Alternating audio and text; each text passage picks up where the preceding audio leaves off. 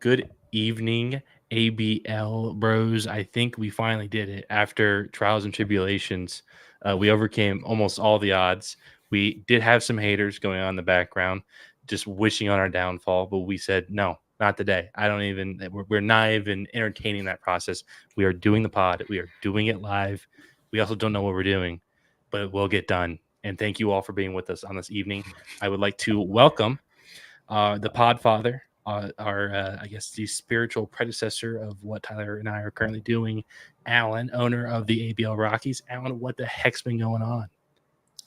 Not a lot, man. I'm enjoying the attention I've been getting from shopping a few desirable pieces lately, and seeing the writing on the wall that maybe it's time to call it a season in the ABL for the Rockies this year.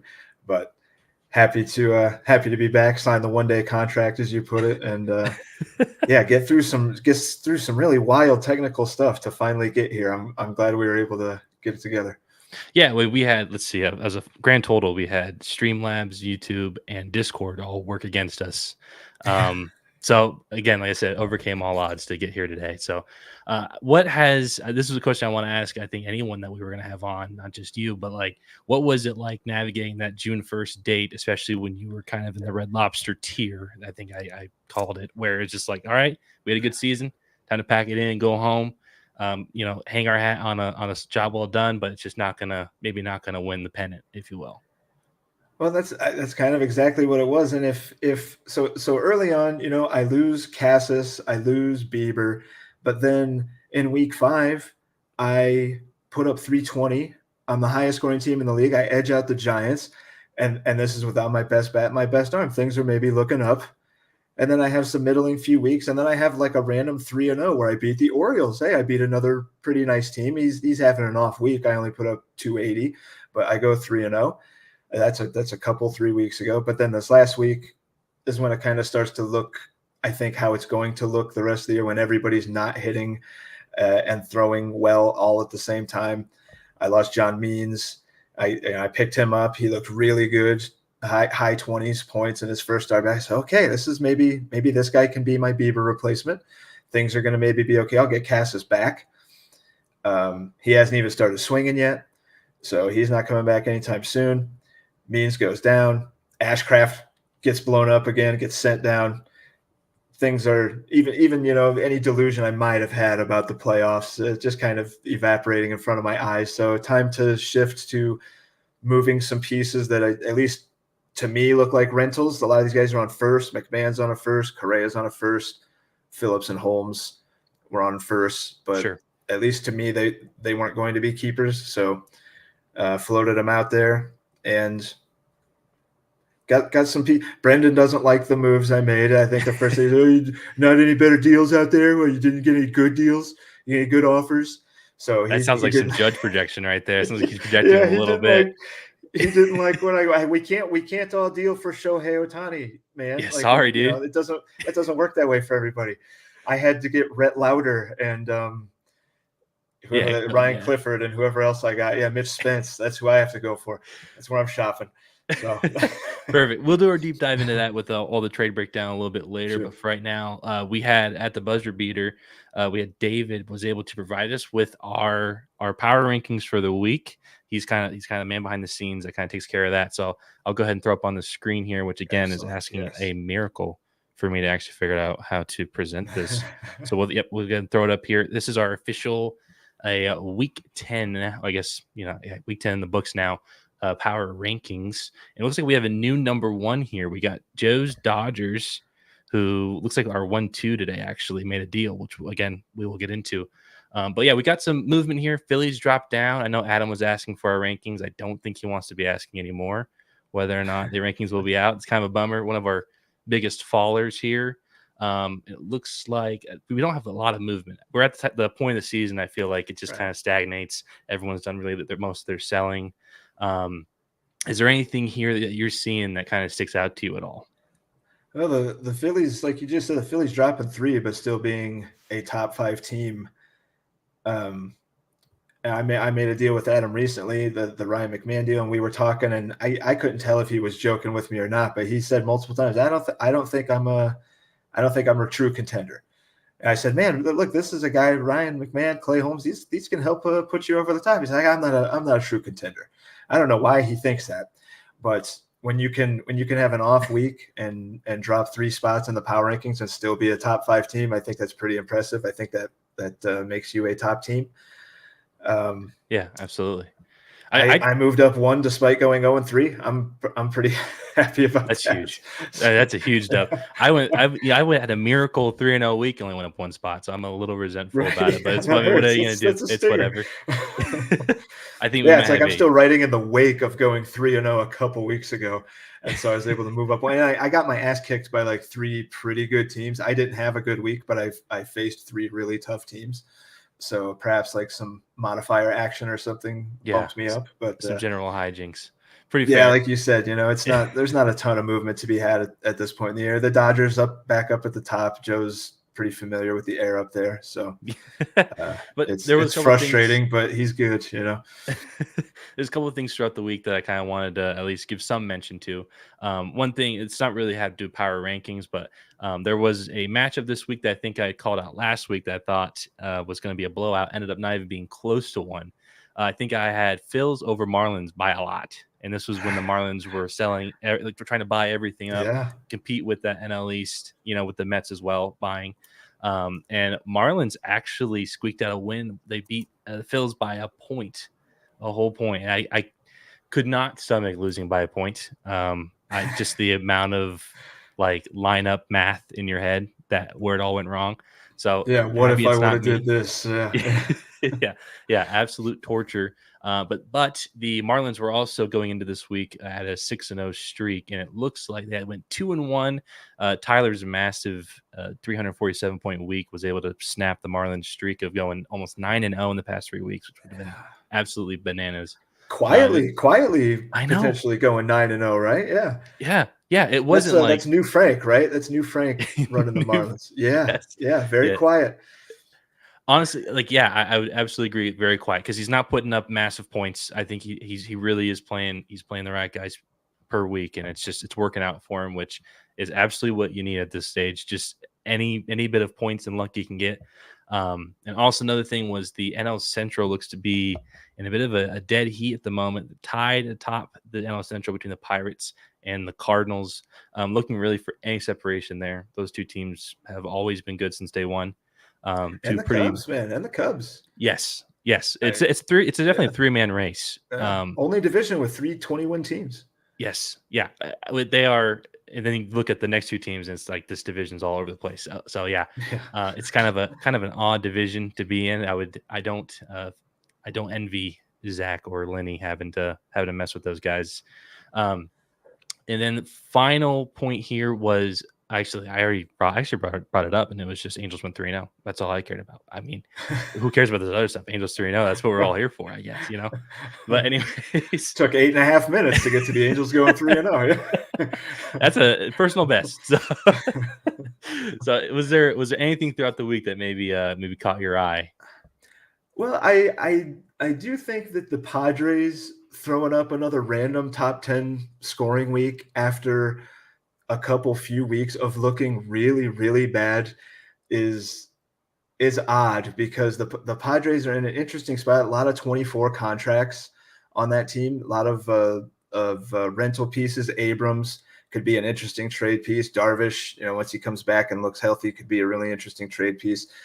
And the Padres, kind of like Frank, very quiet and just kind of pop up out of nowhere with that top 10 week. Like he's done it a few times already this year. And it just seems like that's kind of what he does every year. He either squeaks into the playoffs or just misses the playoffs, and has these random high scoring weeks. He was top 10 again this week after looking terrible. So I don't know what direction he's going to take. I don't get to talk to him as much as I did. He moved to like a second shift. So he's like gone from 1 to 11 or whatever. And I don't like calling that late. So I don't know what his plan is. I don't know if he's a buyer or a seller. If I had to guess, I would say he ends up being a seller. But maybe he takes a look and decides he wants to go for it. I don't know what he's going to do, but he's got some interesting pieces if he decides to sell. Yeah, I mean, I like the hold. I feel like everyone's kind of made their mind up at this point, but just holding. I mean, I would feel like whatever you have will probably get more valuable over time when teams start figuring out their situation, maybe how desperate they are. Of like, listen, I got to get something here. Maybe I got to hit Greg up and get myself a deal here. So, I think maybe holding out may be the move. We don't know. We will now, I think, kind of slide into the trade discussion here, and again just trying to freaking move this screen over is like an absolute hassle. Okay, I think we got her licked here, but let's open the application window here. This thing is absolutely Nobody skimming knows what against we had me. to go through. Nobody knows what we went through Nobody knows tonight. what. Nobody. My goodness. I mean, Tyler's out. Tyler's shooting crafts, having a drink, having a mojito, whatever he's doing. Nobody knows what we had to go through tonight without him. that's the real kicker of it all. It's just the amount of joy being had elsewhere right now while we were just in the muck, in the slog of all this. So, anyways, we got it pulled up here. We got the our we went from the 5th, June 5th to the 11th. We didn't even mess with what we had talked about last week. So, you guys definitely kept us busy to go through all these trades here. The ABL, I know we were talking before June 1st happened of just how little activity there was. This is the ABL I know right here. These past like 2 weeks of chaos where people are getting feelings hurt, and it's pure ABL in its best form. So yeah, it's been a good time. But there was a couple of deals here I wanted to go over. I guess we'll go over probably one of our more recent ones that came through today, maybe one of our more intriguing ones, and looks like it would be this Rays and Blue Jays deal here. So it looks like Gary is again. I think he'd said that he was going to be making a push, and he definitely seems to be here. He is receiving a Lane Thomas, a couple second round picks for 2016, and Chris Paddock.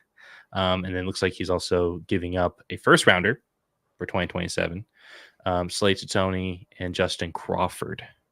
Yeah, I mean, it was definitely. I don't know how to really characterize this deal because I don't know if Lane Thomas is at keeper level at $26. Yeah, it's kind of. Paddock has looked really up and down. He's had some really nice starts, kind of like out of nowhere, where it's like, oh yeah, you remember he used to be good, like before he got hurt. He's also gotten like lit up a few times. So between him and Ciccone, whose Savant looks really bad, like Ciccone's Savant looks like garbage, but he's gone out and had like 5 1/3 scoreless, 6 strikeouts. Like he kind of quietly puts up numbers in the middle of that D-backs rotation and at a very keepable price. So I know some guys are high on Justin Crawford. I don't know a ton about him. This would be like a Steve, question, or one of these prospect guys, like who is Gary like getting a real piece there? I mean, I know his name, I know his dad and stuff, but this is a hard trade to categorize. I'm not a big Lane Thomas guy. I know he's good. I know he's fine, but he's $28 next year. That's not a keepable piece. Yeah. But Gary's going for it. He's got Gallon on the IL. Like Gary's got a team that he thinks can make a run when it gets healthy. So this is a win now move, Yeah, absolutely. I don't know if he's like bargained everything away because he's still getting a couple of second rounders. It's not like he's throwing everything out just to get these guys.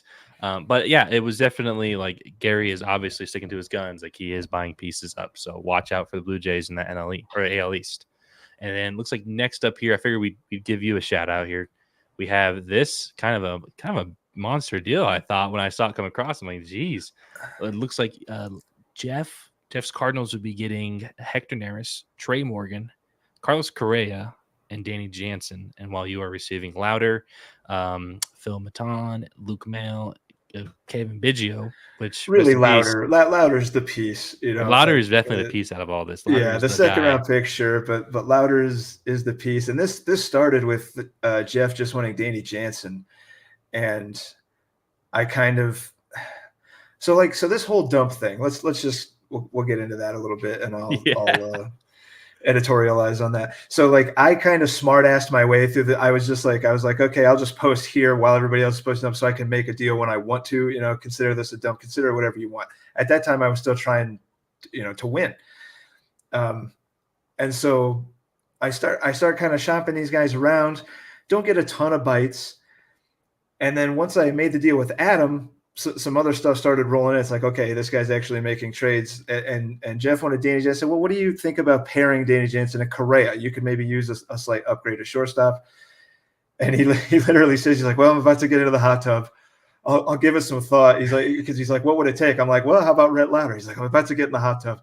I'll give it some thought and get back at you.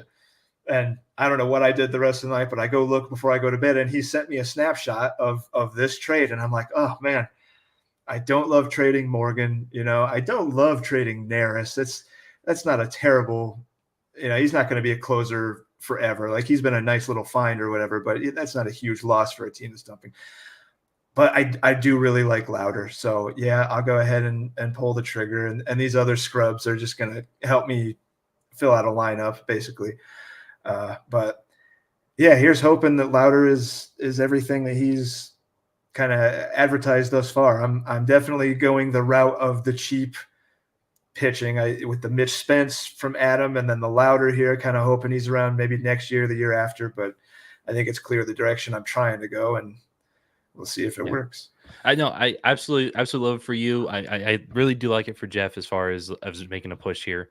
Lauder, I watched him as much as I could. That whole Wake Forest rotation was just so dominant. And Lauder, of course, was the guy out of all of that. I mean, he just had some insane stuff. I never even had a shot to get him in the draft. I just wasn't that high up. So I was able to get his teammate Sean Sullivan a little bit later, just because I did watch Wake Forest games. But no, then you sending Trey Morgan to Jeff. I still think Jeff also gets a bit of a piece of the future as well. Major, I think a great power bat from out of LSU. Honestly, a good win-win for both of you guys for what you're wanting to do. I think this is pretty fair deal and one of the better ones on our list here. And then we'll go ahead and we'll scroll down. This one I kind of got fired up for this. We had the Giants sending in kind of a younger package here of Nate Furman, a first-round pick for 2026, and Brian Bello in return for Corbin Burns, which this Giants team, that's the last thing that they need is another ace up their sleeve. What was your thoughts when you saw this one come across the wire? So as opposed to the Lane Thomas deal where I didn't quite understand Gary sending the first in that deal, I think Gary got a great return for Burns in this one.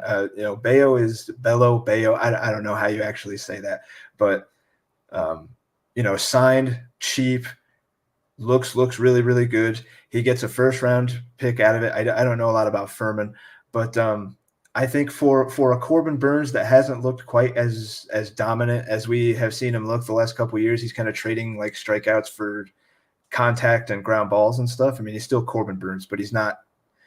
I don't even think he's a strikeout an inning guy. I might be wrong on that, but he's not racking the Ks up. He's right. Corbin Burns, but he's not the Corbin Burns of a couple of years ago. But still, a great piece for the Giants to pick up.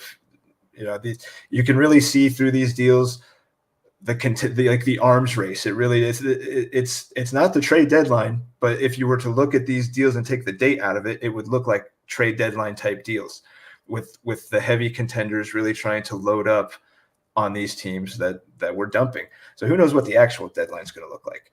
But yeah, I like it for both here. I really like it for Gary, and the Giants look really, really tough. Absolutely. I like the Gary. I do think will probably in the long run will benefit greatly from it, because I don't know if the Giants were a Corbin Burns away. I think they're pretty safe where they're at, but they probably are looking down the barrel at the Dodgers, and the Cardinals, and saying, I got to do something here. I got to make something happen, which is very reasonable. I do think they gave up a lot to kind of secure that.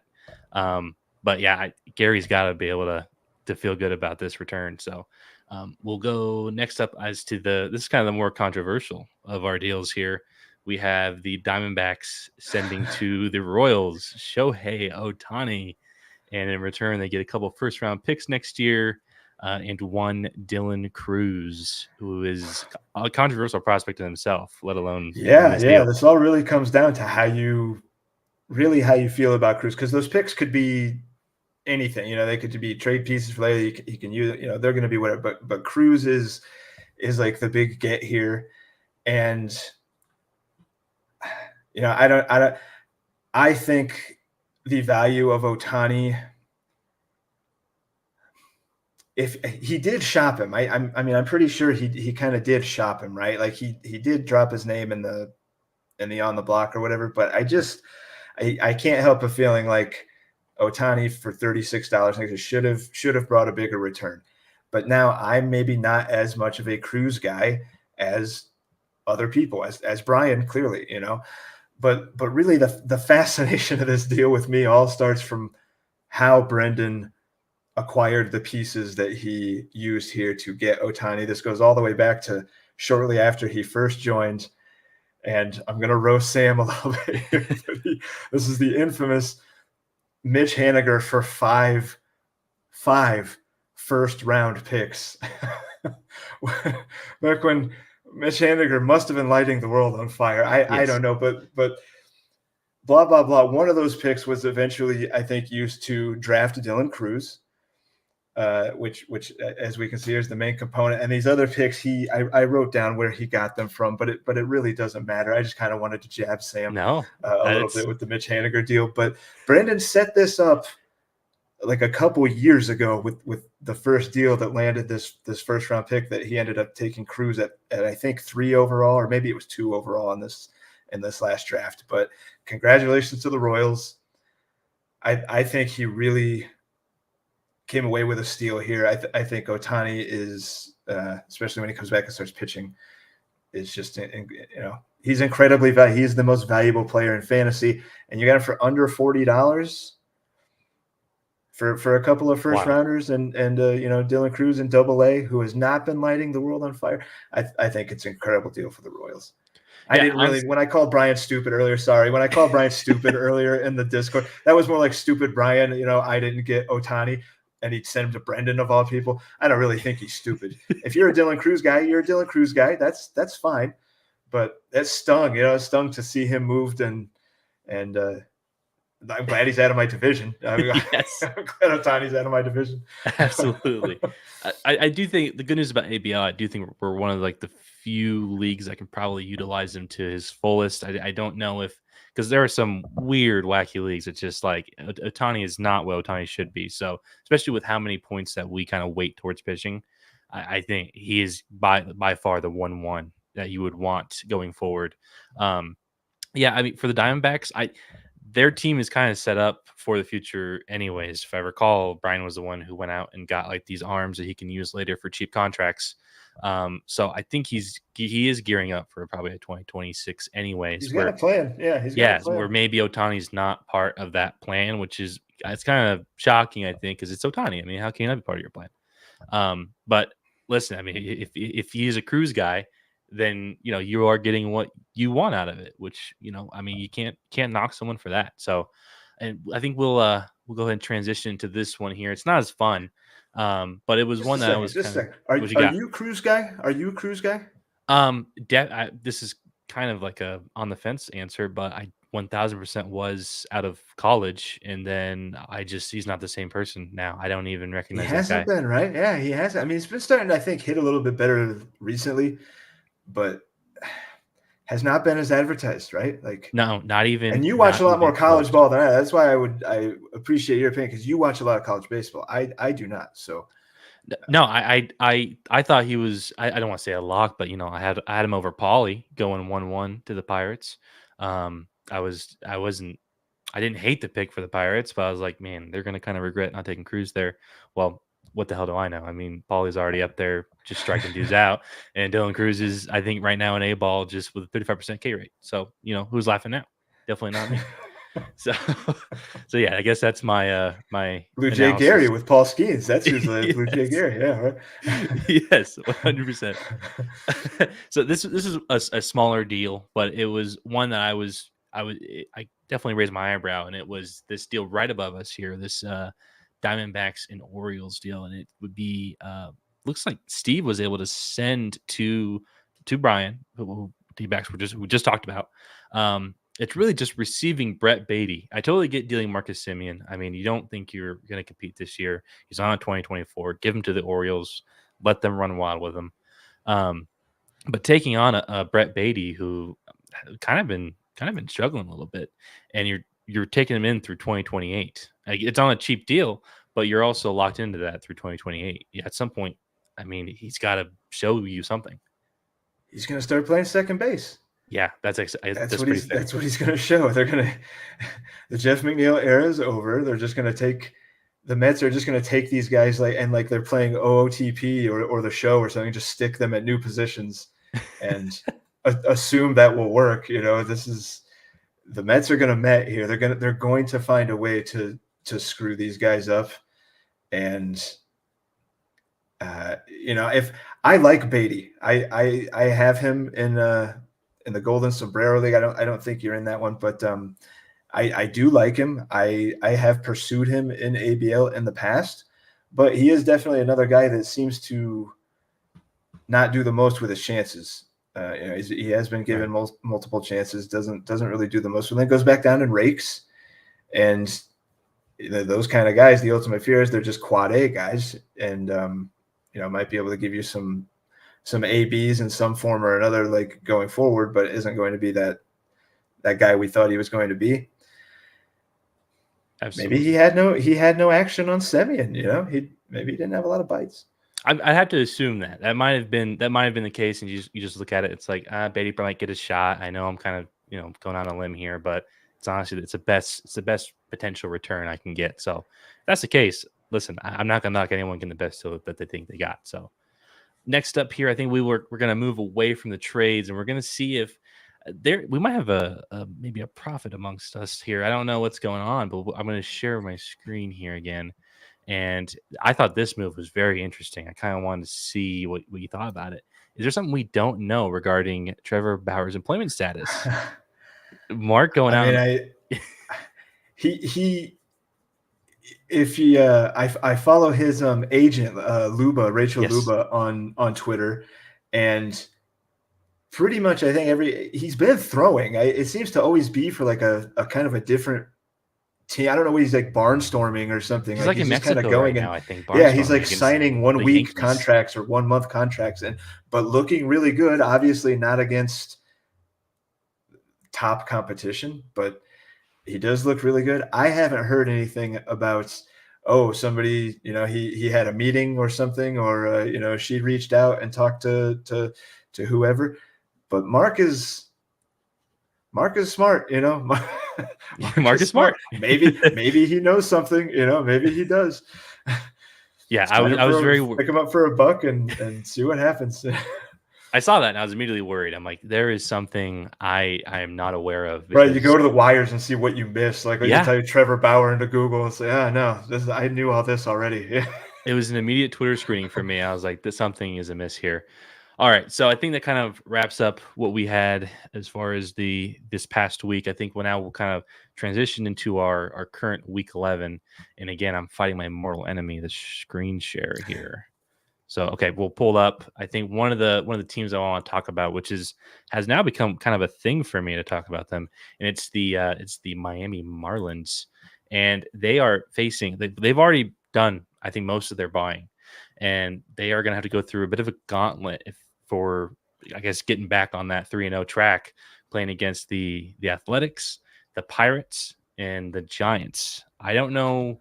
It's kind of an uphill battle. Murderer's row, yeah. Especially when Mets and Phillies are definitely still buying, and they will absolutely try to crush the Marlins any way they can. So I'm slowly starting to build confidence in this Marlins team. They're already leading in all these games. I know it's only Tuesday, so who cares? But 90 points in 2 days. That's already a little bit scary enough. The lineup is incredible. Like the pitching is pretty suspect. The lineup is incredible, and if you're a Tyler Locklear guy, he just added Tyler Locklear to that lineup. He's probably before the end of the year going to have Kobe Mayo coming up.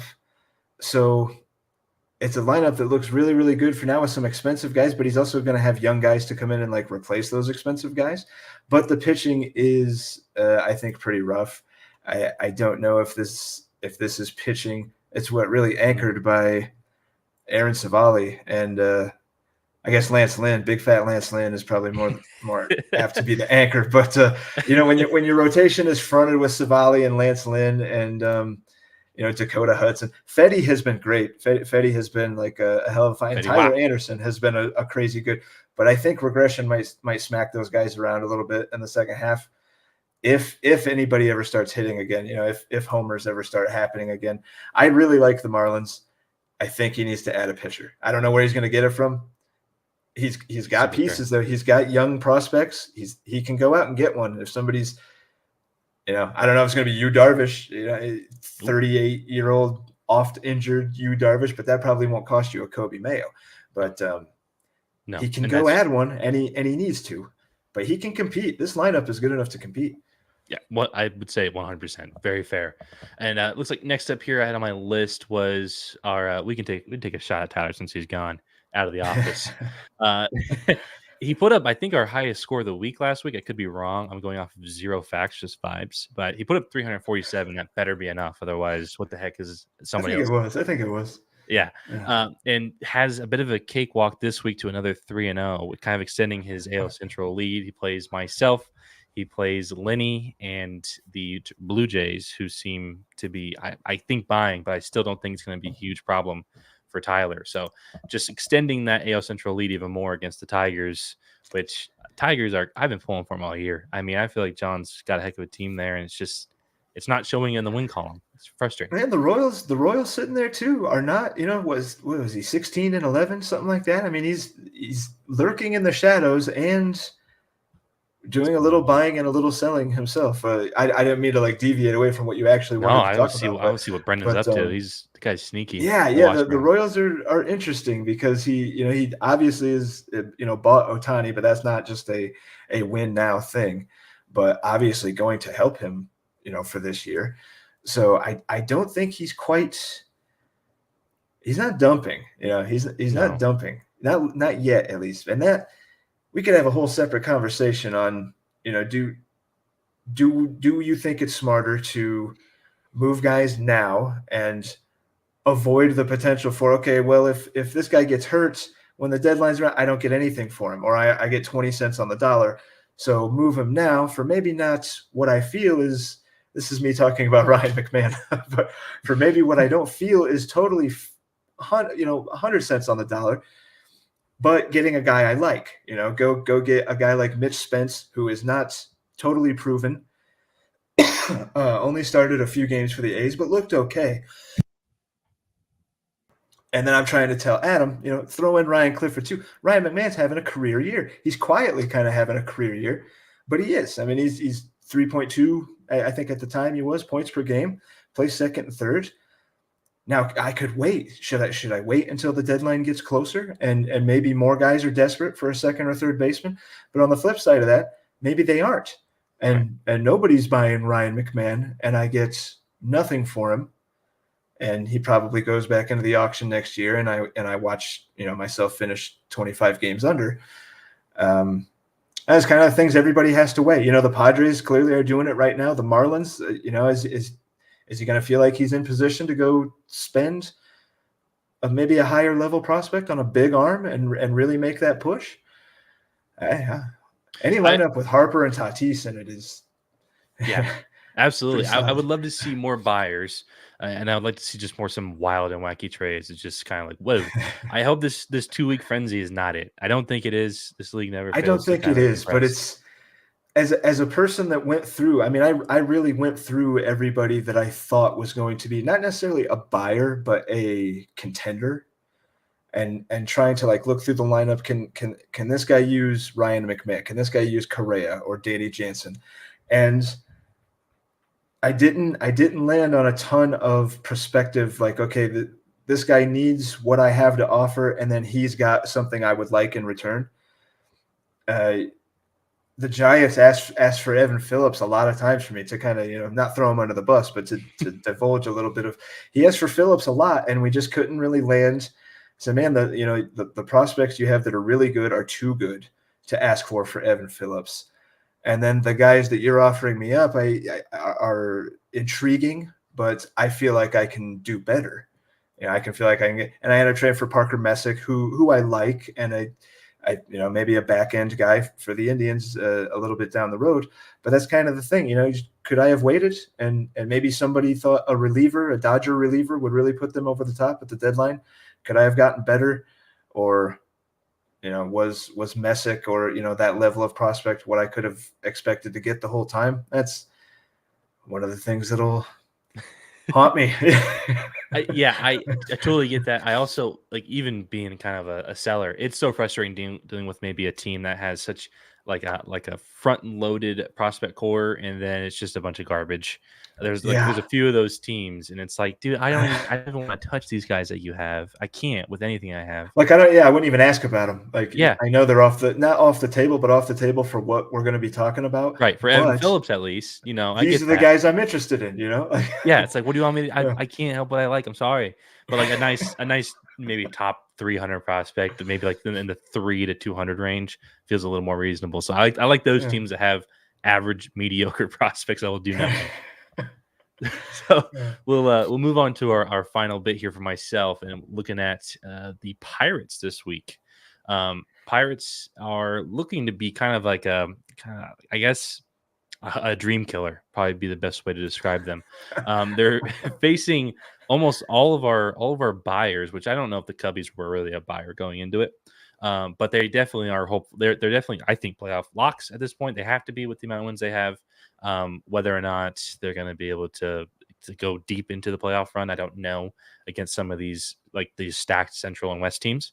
But all of these teams that Duke is playing, they are teams that I think have a pretty solid shot to make some noise in the playoffs. But I think now is kind of like their test to show what they got against a Pirates team. Right. And maybe, maybe catching, the Pirates have been great. Not exactly the Pirates we've come to like expect, to where it's just I get the Pirates this week. That's an L. Right. It's he's had some weeks in the mid to high mid 200s. He's not Duke is not crushing 300 plus every week like we're kind of used to the Pirates seeing. So yeah, this is going to be a test. He gets with the Cubs, the Mets, and who else is that? The Marlins. Yeah. So definitely three.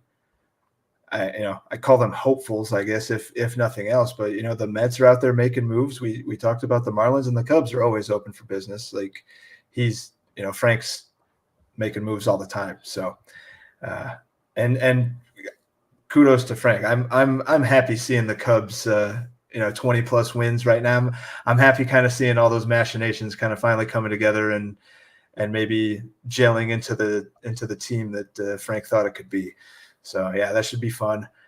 Good test for Duke. He'll be fine. Yeah. Duke will be fine. I'm not worried about Duke. So Perfect. And was it for our week 11? Anything else that maybe you had seen that maybe you're looking for?